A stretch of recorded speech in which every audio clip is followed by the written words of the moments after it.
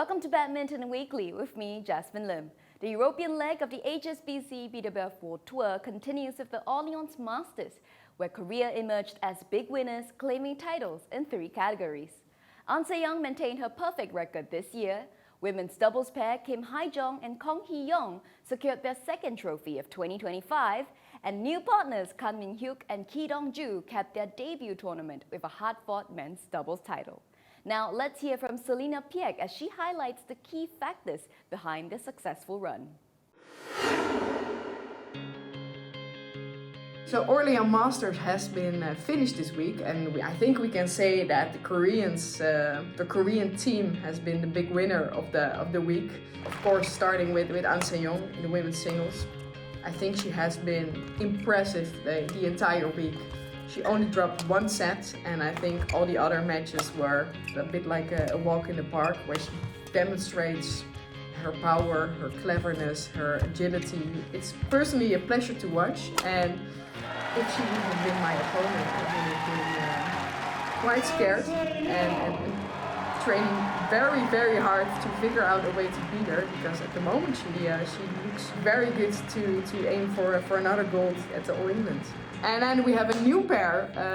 Of course, we know Kang Min-hyuk very well from playing with Seo. I won't say he's always been underrated, but yeah, I think you can see his strength now and how good he is by partnering Ki Dong-ju. I think why the Koreans are working so well together, I think that has to do with the energy and the strength. If you've seen the legs of Ki, it's insane. And I think that also adds another dimension to the game, because you need to have the power, you need to have the explosiveness, especially in the men's doubles, because every player are defending so well. Plus, I also saw a tricky spin serve and also a little bit trickiness in his serve, so it's also maybe adding a huge bonus to their game, and I think a lot of players are pretty scared for this switch now.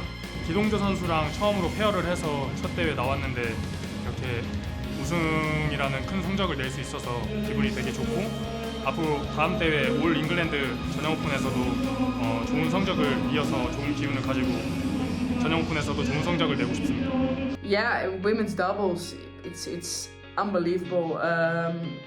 Always when I played the Koreans, back in the days they were used for the power already, but we can also see it still on court. They're physically so strong, and I think they're also getting better in also using the half court. Normally it was only either defense or attack, but I really like that they're trying to play those in-between shots and they get a bit more creative at the net, and I think that makes them stand out now for the rest. And you can say they have played some pretty intense matches this week, but then again I feel like they do this on training all the time. So in a way it makes them even stronger. It makes them also, I think, mentally pretty strong, because they have so much competition. But I think the thing with Kim and Kong, what makes them so strong on court, normally you have really a front court player or a backup player. And I think with those two, it doesn't matter who's in front of the court or who's in back of the court. You're equally as scared if one of them is in the back of the court. And I think that's really what makes them stand out. They're both equally as good and as creative and hard hitters, and I think that works so well with them in being able to swap around on the court. And in this case, Kim and Kong, I don't see a lot of weaknesses nowadays in their game. 아무래도 오랫동안 같이 연습도 하고 하다 보니까 같은 팀이 아니더라도 서로의 장단점을 많이 알고 있었는데, 또 이렇게 같이 하다 보니까 너무 서로 잘 알고 해서 뭐 말할 거 없이 그냥 서로 안 되는 부분 보완해주고 잘 되는 부분 더 살려주고 하면서 하다 보니까 좀 잘 맞게 되는 것 같아요. Now it wasn't just the Koreans making waves though. Danish pair Jesper Toft and Emily Megaland came out tops in the mixed doubles category, but it was ultimately the home hero Alex Lanier who gave the crowd the most to cheer as he claimed his first Super 300 title. And BWF commentator Bobby Griffin was on site to witness it all. I've been here a few years now, which is great, and to see this Super 300 evolve the way it has been incredible. The star-studded lineup this year has really proven to be a huge boost to the event. Such great names, top 10 in the world in all the events have turned up this year. I'd like to think it's the weather in Europe this week. It's been amazing. But really with the All England, it's been a great sort of precursor to that Super 1000. And the badminton's been fantastic. We'll get on to Alex Lanier in front of the home crowd. The crowd, by the way, yesterday, semi-final day, wow, incredible. For a Super 300 in France, in Europe, it was amazing. He's becoming a superstar in France, you know, and it's great for the French nation who've put so much investment into badminton over the last few years to see him evolve the way he has. So close to becoming world junior champion, missed out on that 2 years ago. He won that 750, that Japan Open last year, and the way he won that just showed the world that he's a real force to be reckoned with. Him at home here in front of this crowd, just brilliant. And obviously moving on to the All England next week, he's got high hopes, a lot resting on his broad shoulders, and he really can do it. He's a real star for the future, but to see him here in front of the French crowd is just brilliant to watch. Yeah, honestly, it gave me a bit of energy, this little focus I needed. And yeah, that was amazing. In general, this week was really nice in terms of organization, everything around, and also how I played on court. So I'm really happy in general. Just as Alex Lanier is chasing glory for France, Thailand's top players are on a mission to claim their first ever All England title. And with the way 2025 has unfolded, Steen Pedersen believes this could be the year the Thais finally make history. The All England looks very interesting from a Thai perspective. Thailand has never won a title at the All England. They've been close a number of times, but this year they have several contenders. Men's singles, Kunlavut Vitisan, women's singles, Ratchanok Intanon, and also Pompavi Chochowong. And then in mixed doubles, the new pairing, the new combination of Dechapon Povaranukroh and Supisara Pevsampran, that's going to be very, very interesting to see. I think all four players or combinations have a good chance of doing well in All England, but to me the most interesting pair is Dechapon Povaranukroh and Supisara Pevsampran. They won 2 out of the 4 tournaments they played in 2025. They won 4 out of the 9 tournaments they played together as a combination.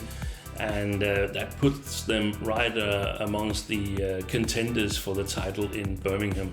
Now, Povaranukroh and Pevsampran, they have a tough draw because they're drawn against the top seeds, Gosung Huat and Shewan Jemilai from Malaysia, the pair whom they lost to in their match in Finland when they first had their debut as a combination, but later on they beat them on the road to one of their victories. So the first round match is obviously going to be crucial, and it's going to be a blockbuster, I imagine, on Tuesday in Birmingham. In terms of the playing conditions in the Arena Birmingham, I guess it's fair to say that Povaranukroh, he can play in all kinds of playing conditions. He's quick on his feet, so in a big arena where the timing is a little bit off, it's a little bit more slow playing. Well, then he's got his speed of movement to rely on and relentless pressure. And that's where he could get some help from his partner this time, Supisara Pevsampran, who I think puts away a bit more shots from the front court than perhaps TotalEnergies did. In terms of the 2 singles disciplines, it would be easy to say Ratchanok Intanon as the player who could go the furthest. She won in Indonesia Masters, but so did Kunlavut Vitisan. Vitisan, on his hand, has never made it past the second round in All England.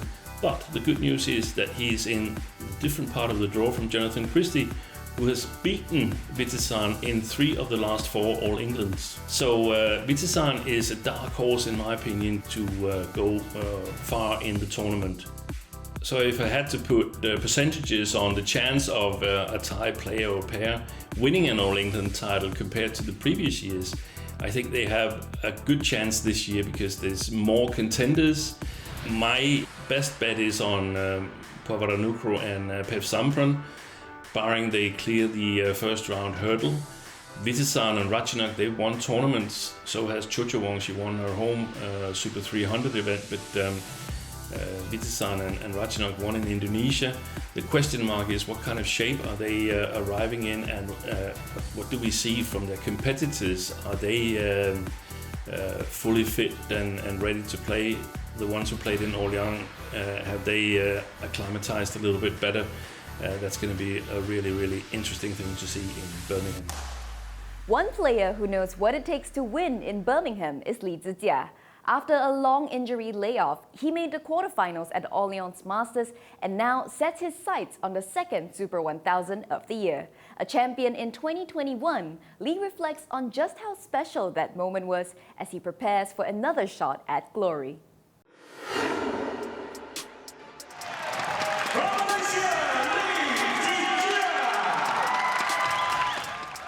I remember that when it's 2019, I'm the first reserve in the All England, and I actually went there, and last minute there's no one pulling out, so I can't compete. I just go and watch, and you know, seeing my best friend Wei, he entered to the final. Watching him playing against Hendra Setiawan and Hassan as well, I was quite jealous at that time, and you know, I wish that, you know, one day maybe I could play in the final stage as well. After next year, I get to play my first All England, and I entered to the semi-final, and it was that close to, you know, to won the match and went into the final, but yeah, I couldn't make it. And 1 year later, I entered to the final and I become the champion. I mean, it's like a dream for me. Yeah.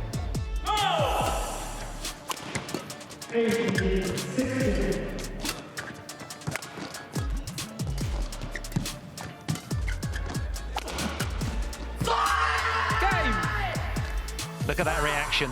Tells its own story, doesn't it? A seismic upset in a men's singles event. Kento Momota, the world #1, derailed at the All England. I mean, I have to admit that I was in a very, very good form, and I can feel that it's different. I can feel like everything is going the way I want. Starting when I beat Momota. Yes, in the quarterfinals. Yeah, I mean, actually, that is the first time that I won Momota after, I think, maybe 7 or 8 meetings against Momota. And it gives me a lot of confidence at that moment. It was kind of, I could say, dramatic a bit, yes, after the tough start. But yeah, like I said, I was very happy and very surprised that, you know, I can just, you know, go through everything and just won an All England champion in my career. Yeah. It's gone wide, and Li Zijia is the All England champion. I mean, I've been watching, you know, a lot of All England final match, especially, I mean, when I was a kid, we know that Chong Wei has won few All England champion, and every time, well, he raised the cups up, and I think it's something special. And then when I grabbed the cup, it was like, wow, this is how it feels. Yeah. So I was watching. Oh, there's a lot of names that, you know, writing there, who won what year, who won the All England champion. So I was like, oh, now I'm one of them. Yeah. So yeah, it's special for me. Yeah. That's it from us. The stage is set for a thrilling week in Birmingham as we gear up for the 115th Yonex All England Open Badminton Championships. We'll be back with all the top stories in our next episode, but in the meantime, stay up to date with the BWF app, Badminton for You. And don't forget to share your thoughts, comments, and questions on our Facebook and YouTube pages. See you soon!